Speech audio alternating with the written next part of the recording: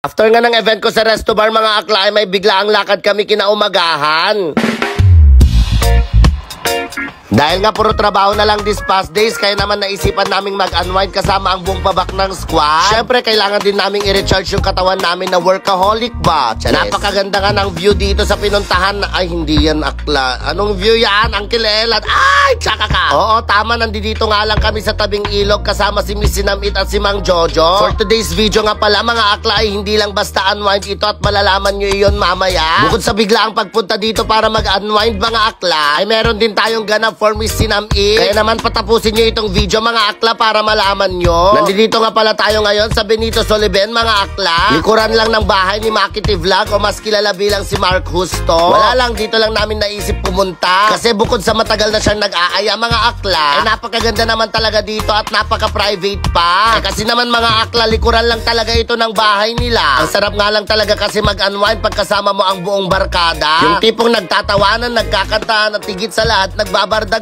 Siyempre, pag nagpipiknik, hindi mawawala dyan ang kainan. Ay, okra yan para mas madulas mamaya. Charis. Medyo these past days and past weeks nga mga akla ay puro trabaho ang pabak ng squad. Tapos sinabayan pa ng event ng Resto Bar ko mga akla, kaya sobrang pagod ang mga person. Dito nga ay nag-e-enjoy na lang kami ng idol nyo. Tapos, charis lang yon akla. Kanya-kanyang gawa na nga din pala ng mga content ang mga akla nyo dito. Kaya naman panoorin nyo yung mga contents nila sa Facebook page nila. Nasabi ko nga kanina mga akla na bukod sa picnic ay may iba pang dahilan kung bakit kami dito pumunta.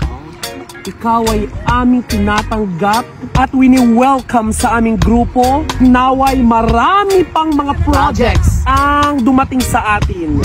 Welcome, Miss Sinamit! Oy, welcome!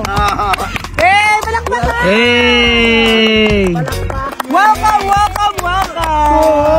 Babak ng squad!